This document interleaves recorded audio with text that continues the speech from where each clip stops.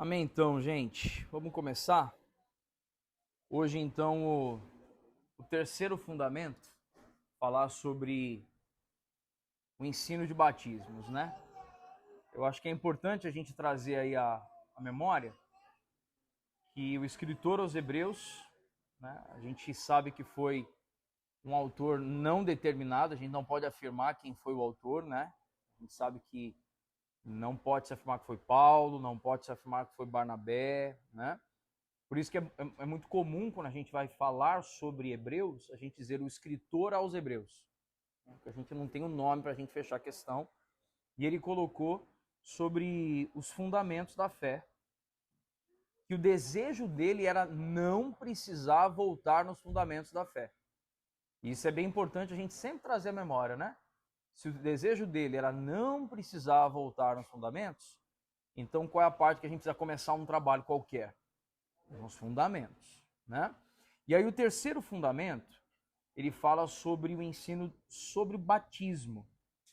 E eu usei como referência, gente, textos de João Calvino, usei como referência a teologia sistemática do Gruden, usei como referência também o N.T. Wright, que é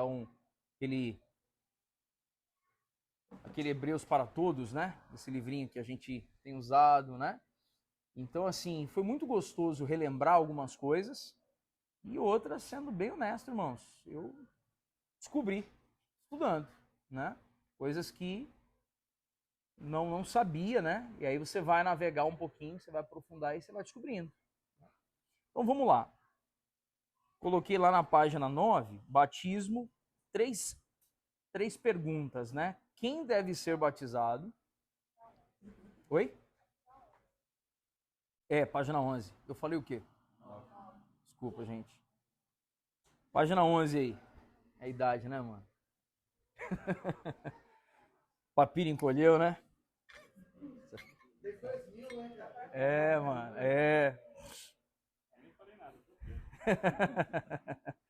Então vamos lá. Quem deve ser batizado? Como isso deve ser feito? E qual é o significado? Então vamos lá.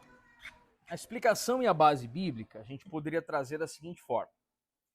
Quando a gente fala lá do termo batismo, né, o João Calvino, ele trouxe um desdobramento nos escritos dele, que o termo usado para batismo era uma prática recorrente e cotidiana da vida dos primeiros discípulos. Então, quando eu falo primeiros discípulos, a gente está falando de que época? A gente está falando logo do ministério de Jesus, período do ministério de Jesus, e já está pensando nos primeiros dias da igreja. Com o passar dos anos, João Calvino, inclusive, denuncia isso, né? Ele fala assim: vocês defraudaram, ele usa até uma palavra mais pesada, mas é isso que é o significado. Vocês defraudaram o que era o ensino do batismo, porque vocês tornaram o ensino sobre o batismo algo místico e não algo comum da vida da igreja. Olha que conversa já séria, né? Então ele está combatendo. Agora, Calvino escreveu isso, ele estava falando do modelo religioso ao qual ele estava inserido. Na época a qual ele estava inserido. Ele estava inserido em qual época ali? Quem que estava... O cristianismo era conhecido de que forma ali? Qual a igreja que era a igreja do momento? A gente está falando do catolicismo romano, certo? Então, João Calvino ele estava trabalhando, denunciando alguns desvios nesse sentido, certo? Ele estava falando, olha, o que vocês fizeram com o batismo, gente? Vocês defraudaram o ensino de batismo.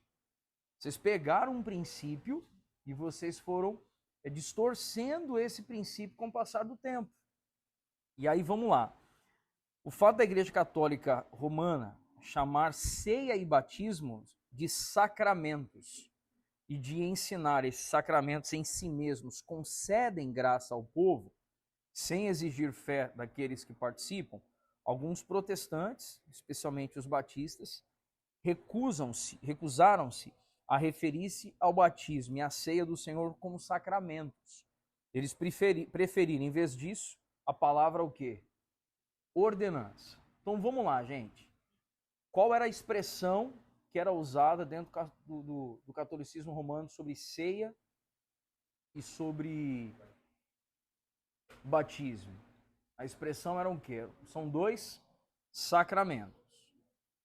E quando fala de batistas, na verdade não está falando da Igreja Batista. Está falando do credo batista. Tudo bem, gente? O credo, aqueles que creem no batismo. Tudo bem? Eles se opunham a usar a expressão sacramento e preferiam usar qual expressão, gente? Ordenança. Só que é muito curioso, porque assim, inclusive o Wayne Grudem, ele traz uma reflexão de que não há um problema em você usar a expressão sacramento. O problema é o que a gente faz da expressão sacramento. Qual é a situação? Dentro dos dogmas da igreja ao longo dos séculos, eles começaram a tratar a ceia e o batismo como um meio de graça. O que significa isso, gente? O que significa a gente dizer que a ceia e o batismo eram um meio de graça? Se você... Oi? Pode falar, Adriano, pode falar. O que seria um meio de graça? E que aquilo é aquele ato comunica graça. Então a gente enxerga aqui que o olhar, a compreensão antiga, né, ali perto dos anos 1500 e tal, era muito comum eles tratarem o batismo e a ceia como um meio pelo qual comunicam graça. E aí, qual é o desafio? O desafio é a gente compreender se é isso que a Bíblia estava ensinando. Se o batismo é um meio de graça, se a ceia é um meio de graça. E aí, qual é o desafio aqui, gente? É porque o meio de graça que eles criam na época, dissociado da fé. Olha só isso, gente. Era um meio de graça dissociado da fé. Ou seja, se você batiza, você recebeu o meio de graça, independente de você ter crido. Se você recebeu o elemento da ceia, mesmo sem ter crido, você recebeu o que, gente? Um meio de graça. Essa crença, ela estava muito tomada num período histórico que a gente conhece da igreja cristã ao longo das eras. E aí, qual é o desafio? É a gente compreender agora, gente, o que é o batismo, então? Isso daqui é o contexto histórico, né? Então, tem gente que não gosta de usar a palavra sacramento. Tem gente que prefere usar a expressão o quê, gente? Ordenança. Aí, vamos lá. Nós aqui, enquanto igreja, né, enquanto família Betânia, a gente pode usar a expressão sacramentos? O que vocês enxergam aí? Ou não? Vocês acham que pode? A gente pode, porque nós não estamos falando desse sacramento como um meio de graça, mas entendemos o sacramento como algo que é uma ordenança de Jesus, algo que é importante. Então, podemos usar essa expressão? Podemos, desde que a gente não vincule esse sacramento a um meio de graça. Por quê? Porque a salvação é pela o que, gente? Por meio da fé. Pela graça mediante a fé em Cristo Jesus. Então a salvação,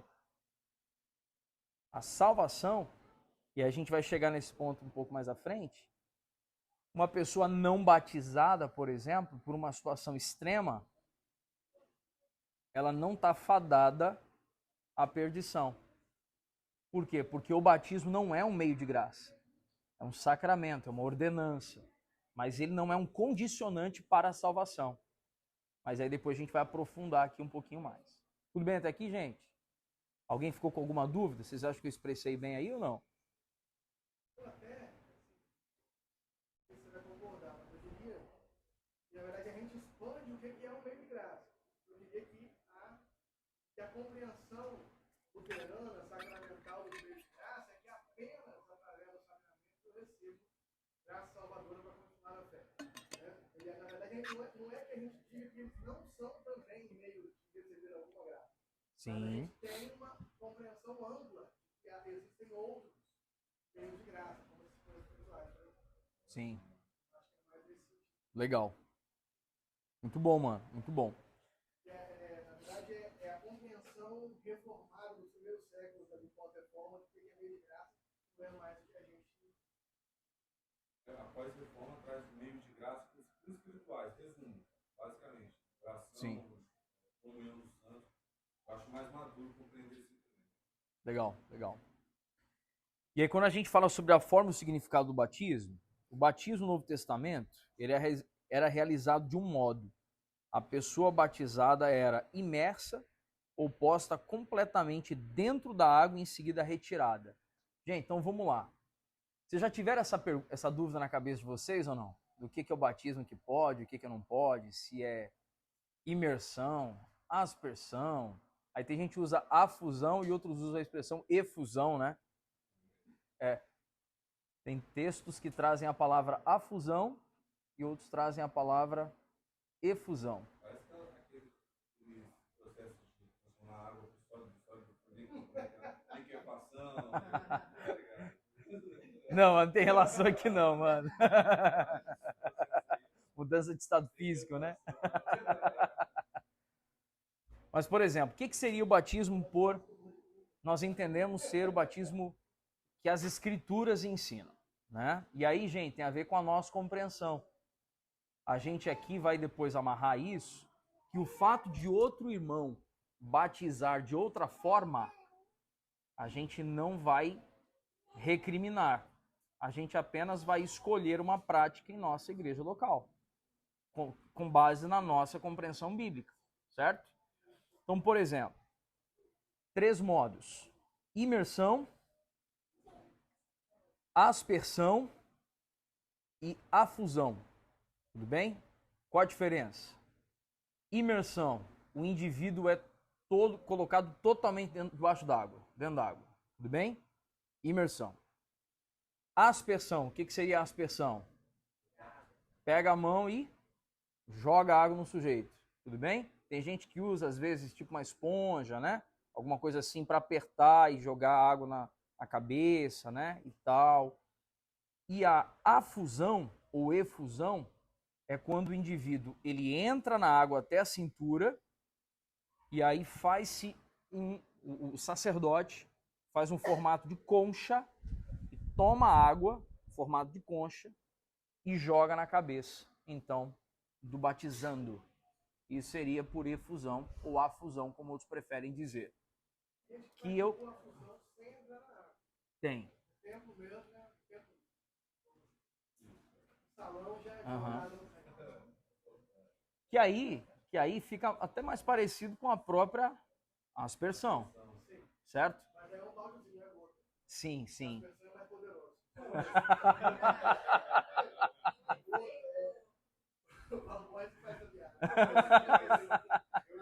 Boa. Eu bati na igreja católica, a aspersão, mas foi... Uma plantinha. Não, foi um balde, mano. Um balde. Tem uma foto. Olha que balde assim jogando na minha cabeça. Ai. Boa. Então todo mundo entendeu os 3 tipos de batismo, gente? E aí qual é quais são os textos bíblicos que a gente vai usar para respaldar aqui? Primeiro, que a palavra grega ela é bapto ou baptizo. É a palavra que a gente vai usar aqui. E essa palavra ela tem um significado que é mergulhar, afundar ou imergir algo na água. Se a gente for navegar um pouquinho nesse texto aí de essa palavra do grego bapto, a gente vai entender uma coisa. Eles usavam essa palavra, por exemplo, muitos dos discípulos eram pescadores. E o que é normal para quem lida com pesca, gente? É o barco de vez em quando fazer o quê? O barco virar e perder a embarcação. Eles lidavam com isso. E aí quando eles tinham uma embarcação que naufragava, eles usavam a expressão o quê? Submergiu, né? Esse barco mergulhou, esse barco foi para debaixo d'água, bapto. Então esse barco agora teve a água tocando em todos os cantos de sua estrutura. Eu quero enfatizar isso, gente. Por isso a expressão bapto, para mergulhar, é quando a água toca todos os cantos de sua estrutura. Por isso que nós cremos no batismo por imersão. Porque estamos, ao mergulhar, e a gente já vai entrar na representatividade do batismo, ao mergulhar, nós estamos fazendo uma declaração de que a água do Espírito, é a morte de Cristo, né? É assumindo a morte de Jesus, ela está tocando todos os cantos do meu interior. Então não vai ter cômodo secreto, entendeu, gente? Não vai ter quarto escuro, não vai ter a área da minha vida que o batismo não tocou. Para quem gosta, por exemplo, de assistir filmes filmes épicos, né, assim, que falam mais de sociedades antigas, né, e tal, falando da época das cruzadas, quando eles pegavam guerreiros pagãos e os caras iam batizar só para efeito de tentar gerar paz entre os povos, né? Batiza o cara que é pagão. E aí há relatos, né, que eu não sei se aí são verídicos ou são conjecturas, de que o guerreiro ele mergulhava na água do batismo com a mão e a espada para fora. Né? Então, tipo assim, cara, eu aceito ser batizado, mas a espada não, velho, eu vou continuar matando. E aí isso mostra até que a compreensão do batismo por imersão era curioso nesse sentido. Porque se esses, então, guerreiros da época assumiam que eles não iam mergulhar ali a mão com a espada, eles estavam dizendo, ó, o meu lado guerreiro que mata vai continuar matando. Entendeu? Então tem essa expressão. Aí o item 2 que a gente colocou é que o sentido de imergir é adequado e provavelmente exigido para a palavra nos vários textos do Novo Testamento. Então, por exemplo, Marcos 1:10, quando Jesus é batizado por João Batista, você vê que são detalhes, né? Quando João Batista batiza Jesus, aí logo depois Jesus saindo da água, aí quando você... Aí a gente, geralmente, né, quando a gente pega um texto como esse, como a Adriana mencionou, que é o Espírito Santo desceu sobre Jesus na forma de uma pomba. Só que a gente perdeu a beleza de uma partezinha do texto. E Jesus o quê? Saindo da água. Se ele saiu da água, quer dizer que ele estava o quê, gente? Dentro da água. Certo ou não? Então, batismo sendo por imersão. Tudo bem? No Evangelho de João, nos diz que João Batista estava batizando em Enom, perto de Salim, porque ali havia muitas águas. E aí, gente, olha que interessante. É uma questão textual, porque ali haviam o quê? Muitas águas. Só que naquela época todo mundo tinha um cantil, todo mundo tinha um jarro, todo mundo tinha ali um odre, digamos assim. O odre era para vinho, né? Mas enfim. Mas todo mundo tinha água. Por que precisava para batizar de um lugar com muitas águas? Porque se fosse então para ser por efusão ou aspersão, afusão ou aspersão, eu não precisava de um lugar de muitas águas. Eu precisava apenas ter água. Aí joga lá no cabra e está batizado. Então nós estamos sustentando aqui teologicamente aquilo que cremos, que é o batismo por imersão. Legal? Fala, Felipe.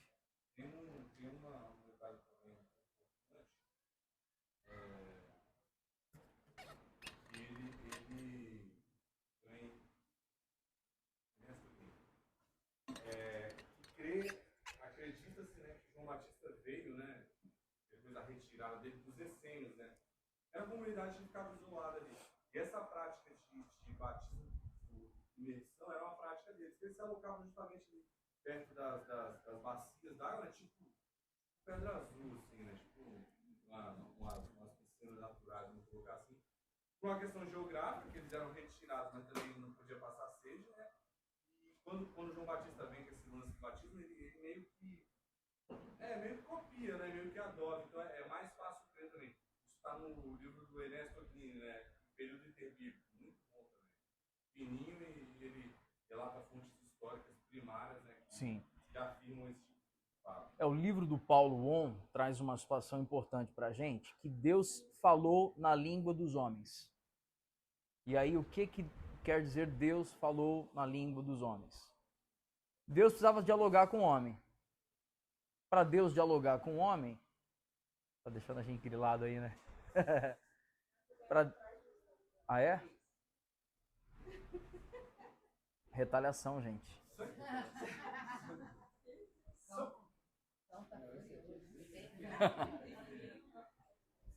E aí, esse texto, inclusive, ele traz para a gente, do Paulo On, que para Deus dialogar com o homem, Deus usou elementos culturais que o homem tinha para ensinar princípios espirituais. Faz sentido ou não, gente? Deus queria dialogar com o homem. O homem tem uma compreensão limitada ou ilimitada?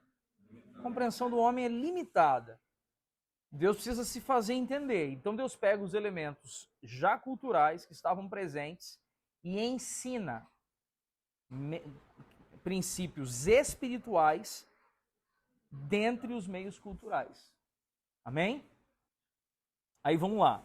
Aí tem um outro texto. Quando Filipe compartilhou o evangelho com o eunuco etíope, e é interessante, esse texto respalda bem o batismo por imersão, né? Seguindo eles, caminho afora, chegando em certo lugar onde havia água, disse o eunuco: eis aqui a água, o que impede que eu seja batizado? Então, certamente aquele eunuco em viagem, ele tinha água, gente, dentro da comitiva dele, certo? Mas ele passa por um lugar onde havia água, ou seja, a água a ponto de ele ser mergulhado. Amém, gente? Os textos são bem contundentes, né? Assim, para gerar clareza pra gente e tal. E aí o texto, né? Ali de Atos 8, 38 e 39, quando saíram da água, ou seja, só sai quem tinha entrado nela, né? O Espírito do Senhor arrebatou a Filipe, não vendo mais o eunuco, e esse foi seguindo seu caminho cheio de júbilo. Amém? Então aí os pontos 1 e 2. Ponto 3. Simbolismo da união com Cristo em sua morte. Sepultamento e ressurreição parece exigir batismo por imersão. Paulo afirma aqui: acaso se esqueceram de que quando fomos unidos a Cristo Jesus no batismo, nos unimos a ele em sua morte? Pois pelo batismo morremos e fomos sepultados com Cristo. E assim como ele foi ressuscitado dentre os mortos pelo poder glorioso do Pai, agora nós também podemos viver uma nova vida. Aqui eu queria parar um segundinho, gente, trazer algumas coisas à memória. Qual é, quando a gente fala assim a vinda de Jesus, né? Sua vida, seu sacrifício, sua morte e a ressurreição. Por que Jesus fez tudo isso?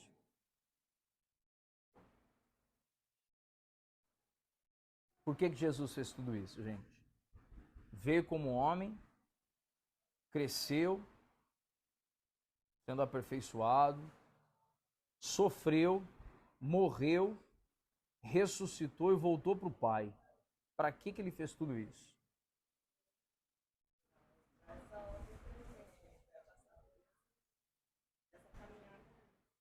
Para nos dar o exemplo, para nos mostrar o caminho, né? Que a gente vai seguir essa ordem.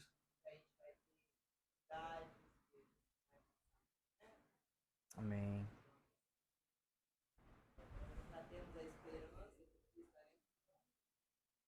Amém. O que mais, gente?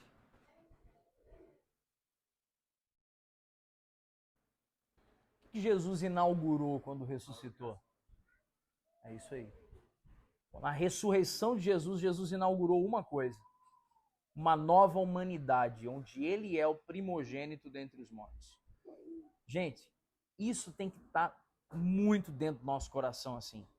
Que assim como Jesus tem um corpo glorificado, a gente vai receber também o que, gente? Esse corpo glorificado. E o que é o batismo, então, gente? O batismo é, Jesus ele fez o quê? Jesus morreu, e assim como a profecia lá falando, né, que assim como Jonas esteve 3 dias e 3 noites na barriga de um peixe e tal, como é que no terceiro dia ele se levantará dentre os mortos, né? Então Jesus se levanta. Então quando a gente fala do período da morte e ressurreição, quando a gente é batizado, quando a gente mergulha nas águas, é um ato público de dizer o quê? Assim como Jesus morreu para a natureza humana e ao terceiro dia ele se levantou dentre os mortos com o corpo glorificado, eu estou aceitando a morte de Jesus, porque assim como ele ressuscitou, eu serei ressuscitado também um dia para viver com ele. Então, a simbologia do batismo é um prenúncio dessa nova humanidade com Cristo. Faz sentido, gente? E isso, por que é tão importante assim a gente ser bem didático até quando a gente responde para alguém a importância do batismo? Alguém chegar e questionar assim, gente, é importante batizar? É importante ou não, gente? Uau! É um sacramento, gente. É uma ordenança. E por quê? Porque Paulo está dizendo que nós somos unidos com Cristo em sua morte pelo batismo. Então, assim como Jesus enfrentou a morte, quando nós somos batizados, nós estamos assumindo a disposição de morrer para essa natureza. Aí me faz lembrar, e vocês já me ouviram relatar sobre isso, que Juan Carlos Ortiz, no livro dele, O Discípulo, ele conta que o avivamento na Argentina gerou batismos assim, aos milhares, né? E aí os irmãos da igreja na Argentina, a igreja orgânica, eles pegavam o cabra na nuca, assim, e aí pegava o cara e pum, botava o cara dentro d'água, eu te mato, em nome do Pai, do Filho e do Espírito Santo, e te recebo como um filho da luz, regenerado pelo poder do Espírito Santo. Gente, vamos fazer o batismo assim? Vamos. Eita! Botar na nossa confissão de fé, né, assim, você vai morrer hoje. Né? Mas faz sentido ou não, gente? Porque se Paulo escreveu que nós somos unidos em Cristo, em sua morte, por meio do batismo, então é por meio do batismo que nós assumimos que a gente não quer viver para esse mundo.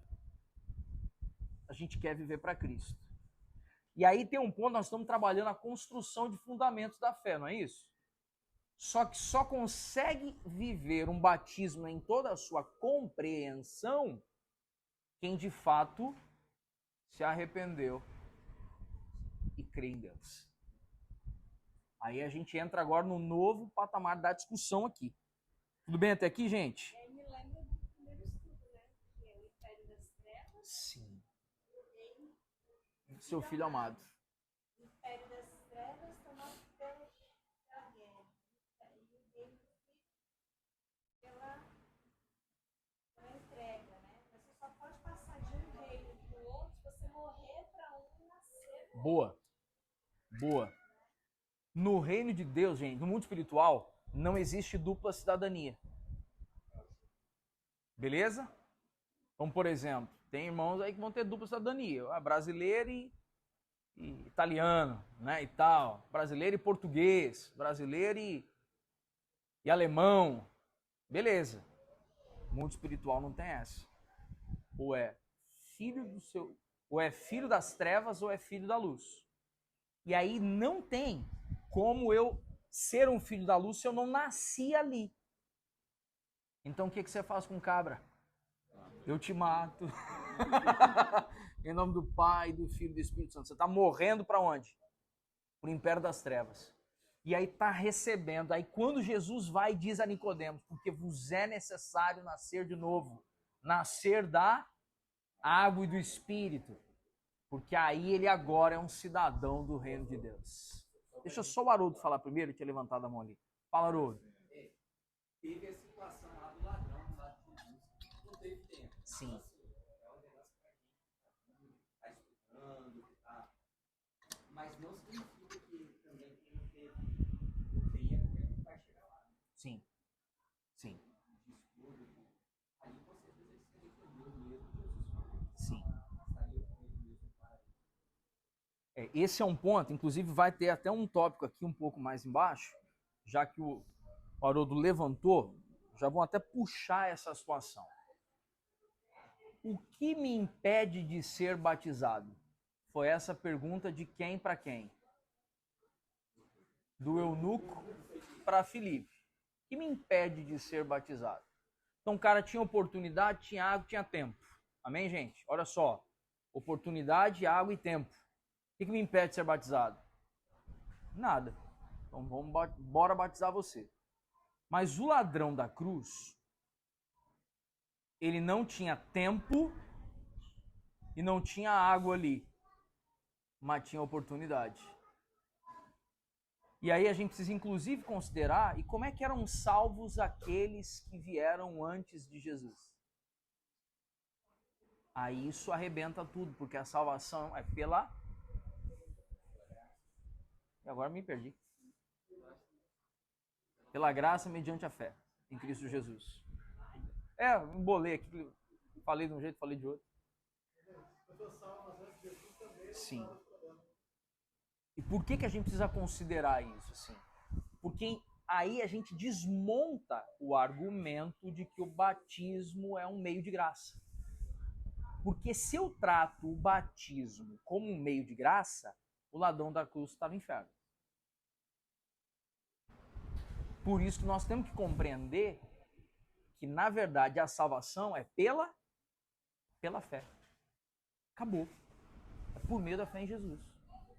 Amém, gente? A questão do batismo, você tem a oportunidade de viver, você recebe uma nova identidade. Exato. Vivendo uma nova identidade, você vive novas regras, vamos dizer assim. O Império das Trevas, quem governava era os frutos do Império, né? Sim. A inveja e tal. O reino de Deus não. Então agora você vive com a identidade do reino de Deus. Então você, Boa. mesmo sendo um pecador, mesmo eu tendo as inclinações que eu tinha lá no Império das Trevas, agora eu tenho um elemento a mais que me impulsiona a matar aquela velha natureza para viver a nova. Sim. Boa. Fala, Felipe. Então, o batismo é um negócio muito legal, assim, eu acho que a referência primordial, assim, da concepção, entre espírito, água, é a criação, né? No princípio, o Espírito de Deus pairava sobre as águas, né?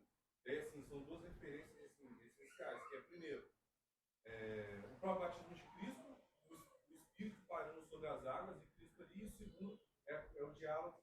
João é o evangelho mais batismal, vamos colocar assim. A maior teologia do batismo está em João. Diálogo de Nicodemos e Jesus, né? Fala, ó, quem não nascer da água e do Espírito não pode entrar, né? Então, pode ver e entrar. Então, assim, acho que a referência mais primordial é nova criação, de fato. Né? O que é o batismo? É a nova criação a partir dele. E assim, não, o nosso falou, não que isso seja o fator principal da nossa fé. De fato, o cristianismo, ao longo da história, se prova como uma fé simbólica. Deus é um Deus simbólico, tem a circuncisão, tem o batismo, tem uma série de coisas. Deus se comunica por simbolismos. Vamos usar essa expressão que é melhor. Né? A gente tem também diversos exemplos Sim. que, de acordo com a sua vontade, seu bem querer, ele foge a qualquer tipo de simbolismo. Né? Não que faça mal a gente usar, uma vez que a fé repousa em Cristo. Mas usar isso como centro da coisa também não é ideal. Né? Boa. Lá no finalzinho. Evitando o perigo, né? De rebaixar os símbolos para uma categoria somente memorial. Também tem um perigo isso. Né? Por isso que o uso do sacramento é algo que... Sim. Que é uma questão, tipo assim, foi feita na Coreia da Igreja, então isso aqui é só memorial, é só para a gente lembrar. Só que símbolo é mais que isso. Acho que na sociedade moderna, ela olha os símbolos e dá pouco valor para isso. Mas essa, por exemplo, a própria prática da ceia, a batida não está acontecendo uma vez só. A prática da ceia é constante. Recorrente. Ela está vivenciando aquela simbologia, algo além de algo memorial acontece. Porque há um poder na simbologia e Deus usa isso para se comunicar com a gente. Então, assim, legal. Estar ali se batizando para aqueles que têm oportunidade de passar por experiência, né? E estar replicando isso que aconteceu em Gênesis, o Espírito pairando na face das águas, que aconteceu com Jesus, o Espírito pairando sobre ele, se batizando, e agora acontecendo aquilo com você. Há algo muito especial nisso, não deve ser rebaixado. ser elevado a uma condição talvez. Legal. Oi, filho.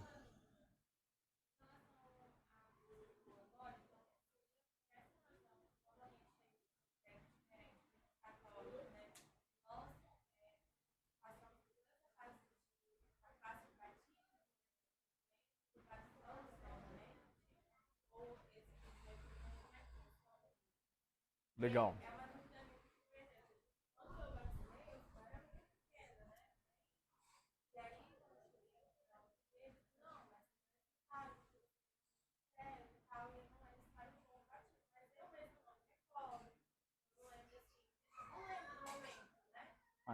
Mas você foi batizada. Entendi. Entendi. Entendi. Entendi.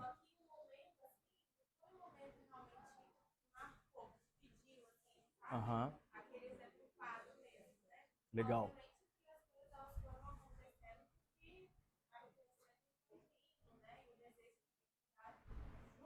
Legal.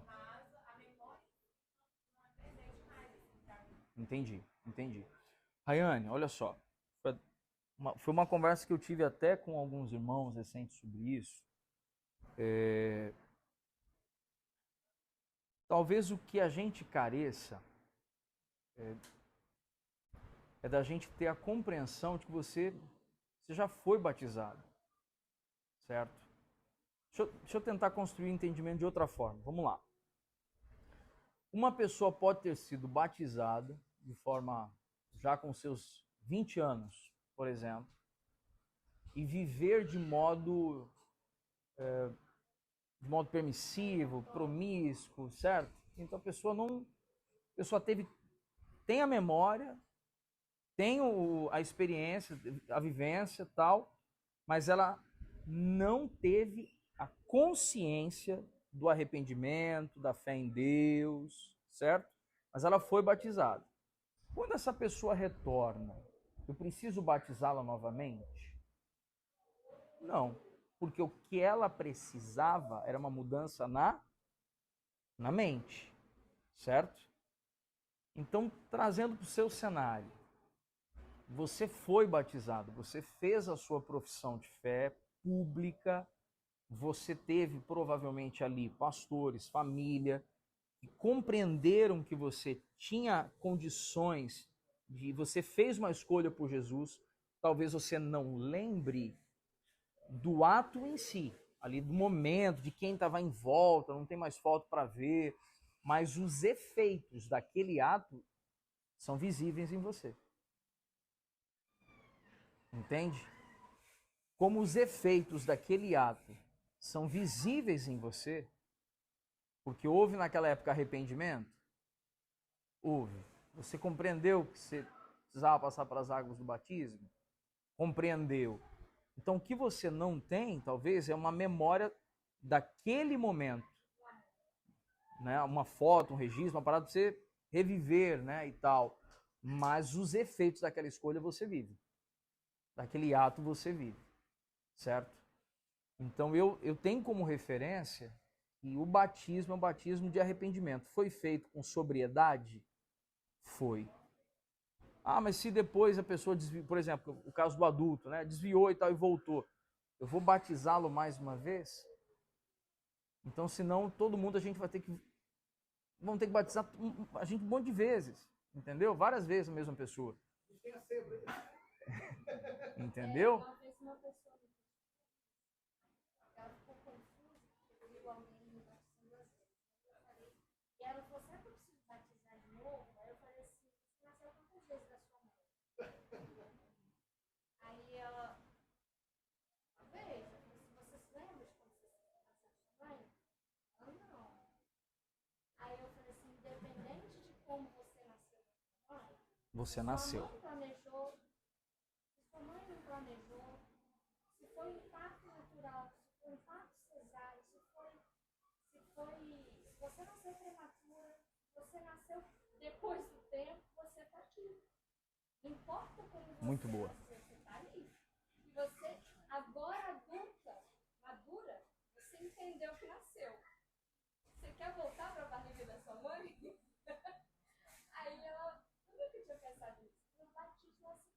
Nem eu eu. me batizei com 9 anos. Muito bom. Eu me batizei com 9 anos.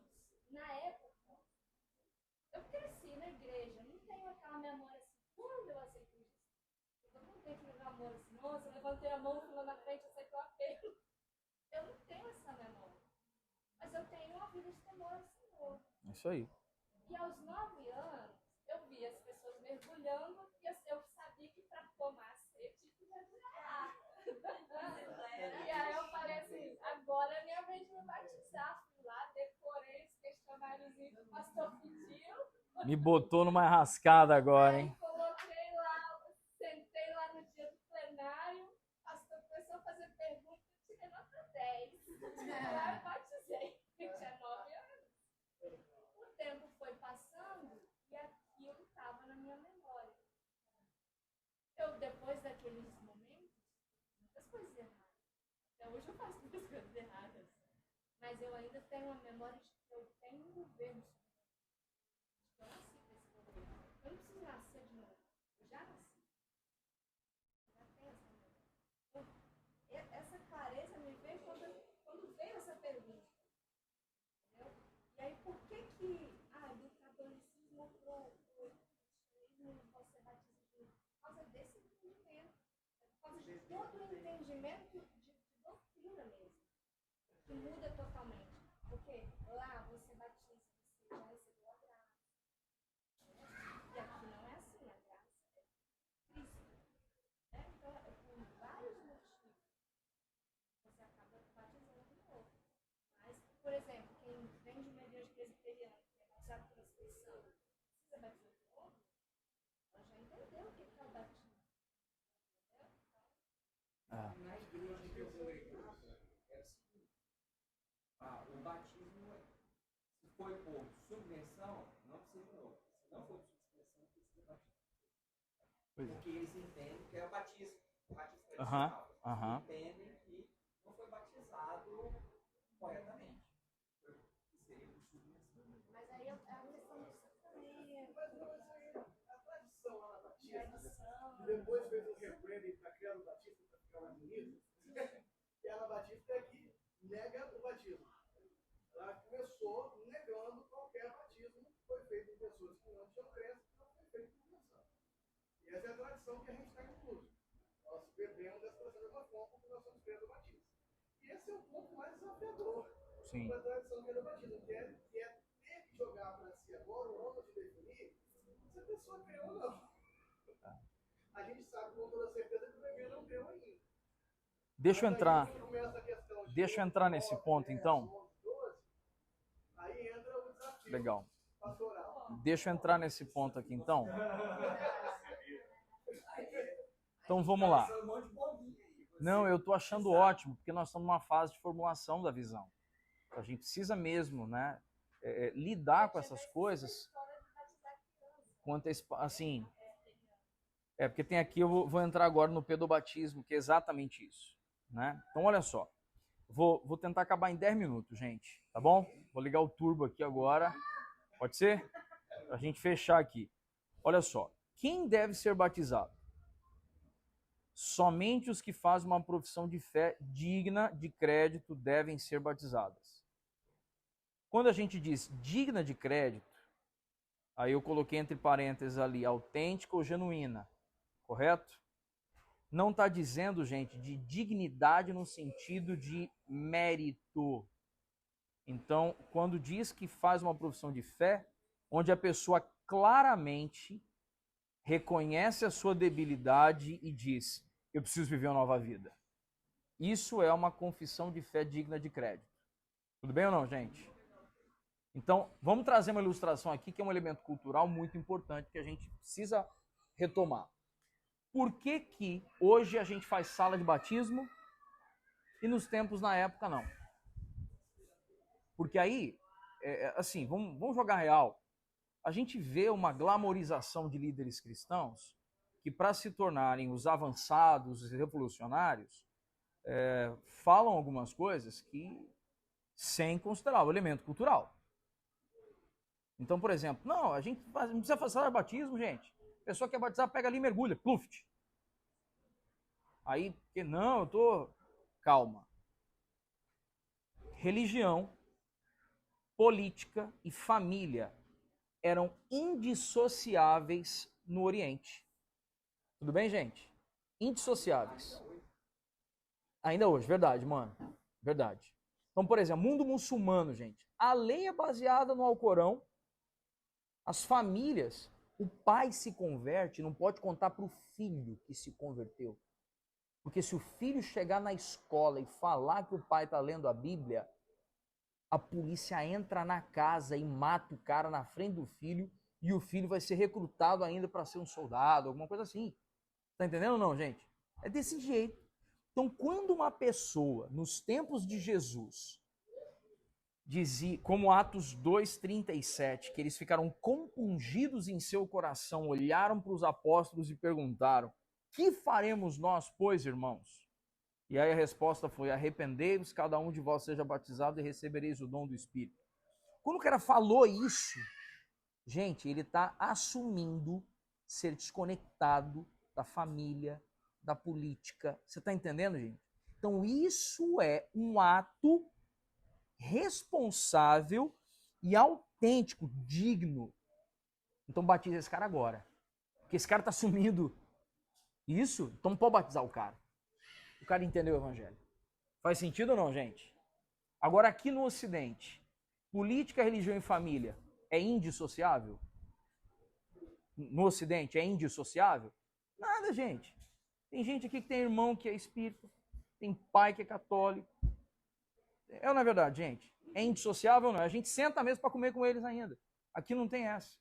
Então, quando a gente fala hoje em fazer uma turma de batismo, não é porque a gente está pondo à prova a fé do outro. É porque a gente só está dando o tempo necessário para enxergar a condição de arrependimento genuíno. Faz sentido ou não, gente? Então, que vocês um dia me corrijam. E eu falando isso gravado, eu estou sendo refém do que eu vou falar agora. Vocês me corrijam de fazer uma sandice, de chegar num culto e dizer: quem quer ser batizado agora aqui? Ó? Vou mergulhar você agora aqui. Porque para fazer isso, eu preciso ter um elemento claro de um arrependimento na vida da pessoa, que é diferente no Ocidente do que é no Oriente. Vocês conseguem me compreender ou não nisso, gente? Ah, mas eu posso... Gente, o que eu estou falando agora pode ser que daqui a algum tempo eu tenha que revisitar essa conversa e a gente repensar algumas coisas. Mas eu também preciso expressar que é como eu sinto hoje. Sabe por quê? Porque quando a gente faz o apelo para a pessoa se converter, a gente já trabalhou na emoção e não no intelecto. Lembra que a gente construiu esse entendimento semana passada? Aí a pessoa, na emoção, vem: então vamos batizar agora aqui. Mas peraí, gente. A pessoa não fez uma escolha de ruptura. Você não... Desculpa, deixa eu corrigir. Nós não temos ali no púlpito um elemento para enxergar que ela fez uma escolha de ruptura. E na época os apóstolos tinham esse elemento. A pessoa está ali dizendo: gente, eu estou abrindo mão de tudo para seguir o evangelho. Amém, gente? O próprio Nuno estava ali lutando para entender as coisas. Ele estava com sede. Sim. Felipe. Explicar Legal. ele, e aí ele entendeu as escrituras. Ele fala: eu entendi. Legal.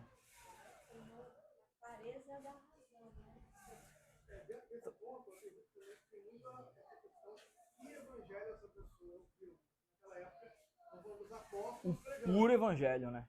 Os apóstolos pregando. E hoje em dia, infelizmente, está muito fragmentado. Então, às vezes, a pessoa nunca ouviu o evangelho, ela só acha que ouviu. É. E a classe batista serve para você Explanar o evangelho. Eu quero registrar aqui só um ponto também que eu tenho, talvez um porém, é que ao mesmo tempo eu acho que a gente também deveria criterizar menos. O critério ficou muito alto, e a gente ouve falar aí de pessoas que já tomaram uma decisão por Cristo, ficarem aí 6 meses esperando para se batizar, para ter que montar uma turma de batismo e depois acompanhar ali por 4 Não, ou isso- 6 semanas. Nisso nós estamos fechados. Eu acho que, tipo assim, às Nisso vezes nós estamos imersão fechados. é uma coisa um pouco mais, literalmente uma imersão, mas uma imersão no conhecimento de Cristo seja mais Nisso nós estamos fechados. Mas por quê? Porque às vezes uma visita à pessoa, você sentou com ela, enxergou os elementos, conversou, eu já entendi. Ela está pronta para ser batizada, que o arrependimento é verdadeiro, é genuíno, cara. Ele está decidindo. Mas o que eu me refiro é ao ímpeto, muitas vezes, do glamour da celebração, de fazer uma parada dessa. O povo é o delírio, gente. O povo, aí você olha a mesma pessoa ali no dia seguinte, você, meu Deus do céu. Então, vocês entendem qual é o meu cuidado ou não, gente? Consegui me expressar bem assim? Ou gerou confusão na cabeça de vocês? Gerou confusão, Adriana? Haroldo? Cegado? Cegado, Rafael? Rafael de cá agora. Deixa eu trazer um elemento aqui para a gente finalizar.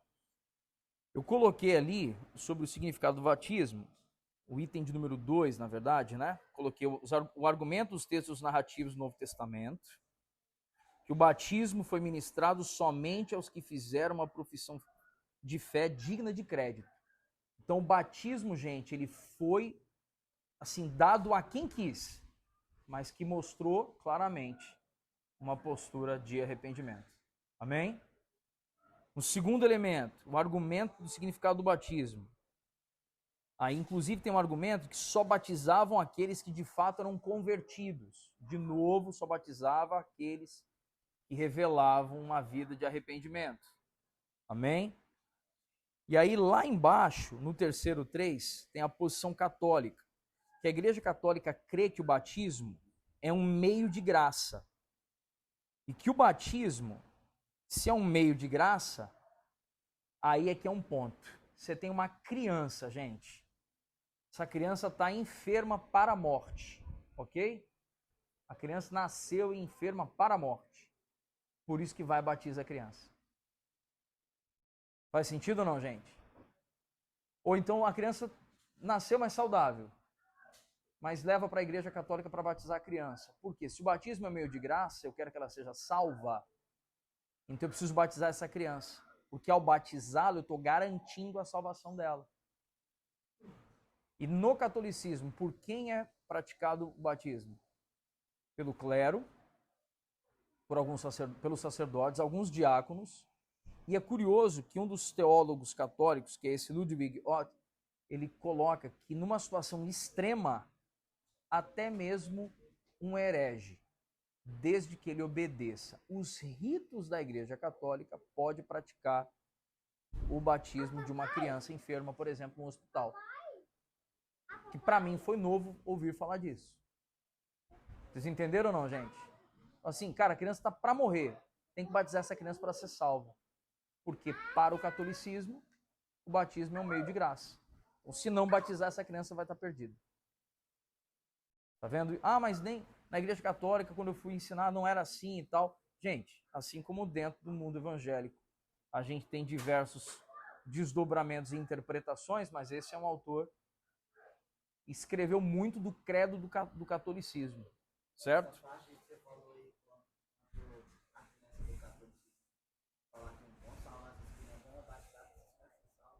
que é até legal, né? Tá bem isso, tá? Porque eu nasci na Igreja Católica, eu nasci na Igreja Católica, acho que eu faço Entendi. Mas vamos lá, John. Sobre o lance do batismo em especial. Eu acho legal já encaminhar para Cristo. Sim, entendi. Entendi. Parecido. Tanto a teologia católica presbiteriana, vai bem em cima da teologia dos pactos, que é um assunto mas que vai tomar o batismo como algo parecido com a circuncisão e vai unir a criança ao povo de Deus. Ao povo de Deus. Então, assim, é um assunto a se tratar com carinho e respeito. E, principalmente os presbiterianos são irmãos. Sim. Não só agora são vocês, também são. Mas os presbiterianos são irmãos de quem a gente aprende muito e bebe muita tradição deles. Sem dúvida. Mas enfim, aí vem a posição que é o chamado de pedobatismo, né? Que é essa questão de batizar crianças. Qual é a nossa compreensão? Que o batismo é ser sepultado com Cristo e assumir uma nova natureza, tudo bem? Uma criança tem as suas faculdades mentais exercitadas para se ver sepultada com Cristo? Não. Então nós não batizamos crianças. Amém, gente? Amém? E deixa eu só amarrar aqui, Felipe, só para a gente conseguir ir encerrando aqui. E aí, olha só, sobre um aspecto que eu queria, assim, só para a gente amarrar, eu coloquei aqui uma anotação, deixa eu só me localizar aqui. Lá no final, o batismo é necessário? Sim, o batismo é necessário, mas o ladrão da cruz não pôde ser batizado antes de morrer, mas foi salvo, certo?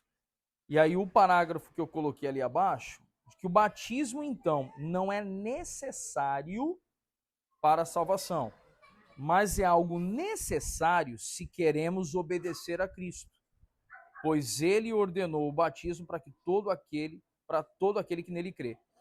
E próprio Jesus disse: portanto, vão, façam discípulos de todas as nações, batizando-os em nome do Pai, do Filho e do Espírito Santo. E um elemento importante para nós, gente, olha só, isso é muito importante. Batismo é imprescindível para a salvação? Não. Então, um irmão que venha, por exemplo, dialogar sobre modo de batismo, é uma conversa que eu vou ter? Que eu vou me envolver nessa polêmica? Vou tentar esgotar o assunto para... Não, gente. Porque ele reconhece a Cristo, é uma só fé, um só batismo, um só Senhor. Ah, mas esse um só batismo, gente, é a corrente teológica de como ele enxerga o batismo. Eu não vou tratá-lo como um primo. Eu vou tratá-lo como um irmão. Então, nesse sentido, eu posso divergir do modo, mas o batismo, ele é uma expressão do morrer com Cristo para você, meu irmão? Você morreu com Cristo ali? Cara, morri com Cristo. Aí eu vou, só para a gente poder assim, vou deixar você falar, sabe? Mas antes disso, só assim para a gente poder encerrar. Eu tive uma experiência em Itabira, Minas Gerais, há uns 10 anos atrás. Um senhor de 93 anos, que não ficava de pé mais. Ele ficava na cadeira de rodas, queria ser batizado. E a gente não tinha como batizá-lo, porque ele era gordinho. E como é que a gente vai pegar um senhor gordinho, que não anda, que a gente não sabe se ele vai conseguir prender a respiração debaixo d'água? Como é que você batiza esse irmão, gente? Sabe o que nós fizemos, irmãos? Nós botamos ele no meio da igreja, a cadeirinha de roda dele. Pegamos uma jarra de água, uma jarra bonita de água. Oramos com ele, o senhor reconhece e tal. Ele se converteu aos 90 anos, gente. E aí, porque não tinha como levá-lo para mergulhar, nunca ninguém batizou ele. Olha só isso, gente.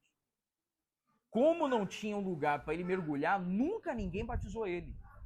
Nós pegamos uma jarra e derramamos na cabeça dele lá, irmão. Eu te batizo em nome do Pai, do Filho e do Espírito Santo. Ponto final. Acabou. E esse irmão está curado. Deve estar no Senhor já. Você está entendendo?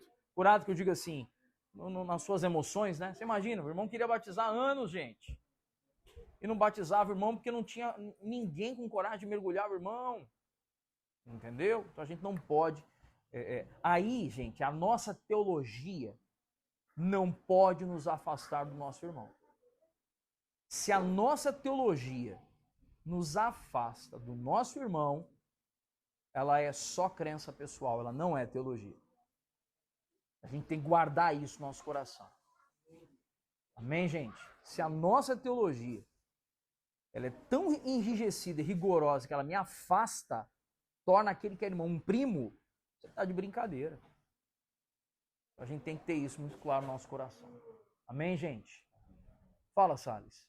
Eu batismo de criança, cara, no momento, no tempo, assim, era um conflito para mim, não que não seja agora, mas